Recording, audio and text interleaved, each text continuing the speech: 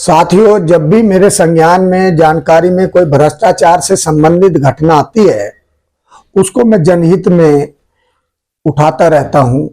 और जैसा कि आप जानते हैं कि अभी हाल में जहांगीरपुरी में एक मकान के गिर जाने की घटना हुई और महिला समेत 3 लोगों की दर्दनाक मौत हो गई।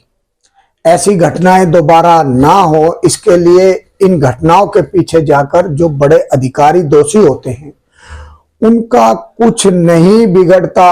अब ये धारणा सी बन गई है कि छोटी मछली को ही फंसाया जाता है, उन पर ही गाज गिरती है। एक बार सही इंसाफ निष्पक्ष जांच हो जाए तो मेरा मानना है कि अगली बार दोषी अधिकारी 100 बार सोचेगा गलती करने से पहले। जहांगीरपुरी की घटना हकीकत कुछ और है, क्योंकि एमसीडी का काम है सर्वे करके जो जर्जर खतरनाक इमारतों की पहचान करना और डीएमसी की धारा 348 का इस्तेमाल यूज करके उस भवन को डेंजर घोषित करना। जहांगीरपुरी के हादसे में इमारत को जर्जर बताया जा रहा है और जर्जर इमारत पर कार्यवाही एमसीडी की बनती है। तो जो बड़े अधिकारी हैं, एससी यानी superintendent engineer RC Meena ji जिम्मेवार मुझे लगते हैं इस मामले में। और मैं आपको बता दूं, खास तौर से जब बरसाती दौर होता है उसमें एमसीडी के अधिकारी सर्वे करके आते हैं और बरसात में ऐसे हादसे न हो इसके लिए पहचान पहले ही कर ली जाती है।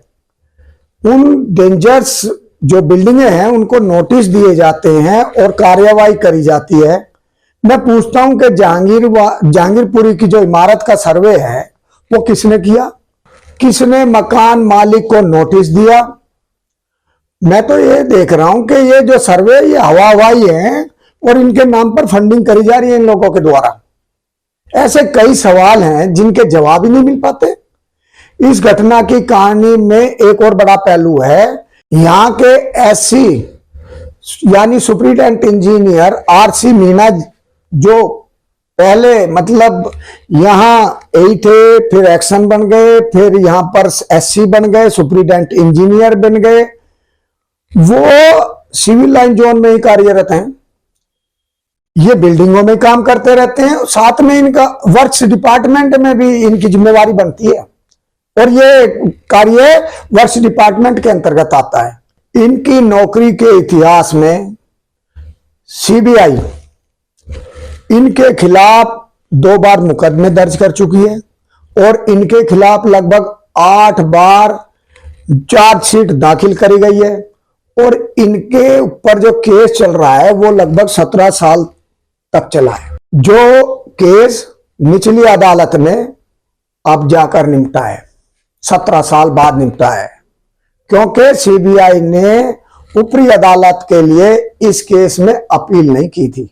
लेकिन मैं आग्रह करता हूं कि सीबीआई जैसी संस्थाओं को इस केस को आगे ले जाना चाहिए और आज इसमें जहांगीरपुरी वाला हादसा भी जोड़ देना चाहिए, क्योंकि 3 लोगों की जो मौत मामूली घटनाएं नहीं है। सीबीआई केस और चार्जशीट को देखते हुए इनके खिलाफ सख्त रुख अपनाना चाहिए। लेकिन हैरानी की बात है, इन्हें केवल 1 साल में ही प्रमोशन मिल गई। इनकी कैसी भी सीनियरिटी रही हो, कम से कम 2/3 सर्विस तो इनकी होनी चाहिए। मान लो कोई सीनियर है और उस पर केस चल रहा है, वो तब भी प्रमोशन नहीं ले सकता। और तो और इनके ऊपर तो इतनी कृपा जारी हो रही है कि भाई इन्हें सेम डिपार्टमेंट यानी बिल्डिंग जोन और सेम सिविल लाइन जोन में ही तैनात कर दिया। इसे खुली छूट समझना चाहिए क्या?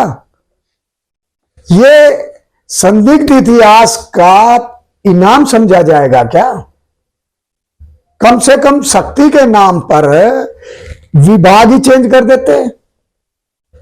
लेकिन दुर्भाग्यवश तो ऐसा हुआ ही नहीं।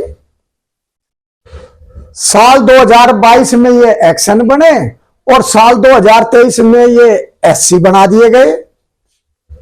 सुपरिटेंडेंट इंजीनियर, क्या चमत्कार इनका है, क्या सेटिंग इनकी है? मेरी मांग है कि आज जैसे राजेंद्र नगर कोचिंग हादसे की जांच सीबीआई के द्वारा करी जा रही है, उसी तर्ज पर जहांगीरपुरी हादसे की भी जांच सीबीआई के द्वारा की जानी चाहिए। आरसी मीना जी पहले यहां एई के पद पर, फिर वर्क्स डिपार्टमेंट में, फिर एससी के पद पर, और इनको इस नाते दोनों पद हैं, ये इनकार नहीं कर सकते। जिस तरह इनके खिलाफ केस निमट गए, उसको लेकर भी मैं माननीय हाई कोर्ट से अपील करता हूं कि स्वतः ज्ञान लें, इसकी जांच की जाए और पता किया जाए कि केस के बाद भी संवेदनशील बिल्डिंग विभाग में ये कैसे तैनाती हो गई। मैं आदरणीय निगमायुक्त महोदय से भी अपील करता हूं कि जहांगीरपुरी हादसे को आधार बनाकर बड़े अधिकारियों की भूमिका की जांच कराएं।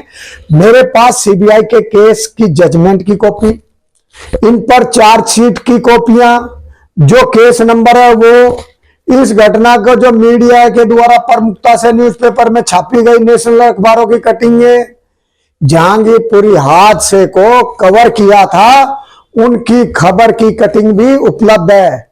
जब तक अंतिम छोर तक जांच नहीं होगी तो भविष्य में भी ऐसी घटनाओं से इनकार नहीं किया जा सकता।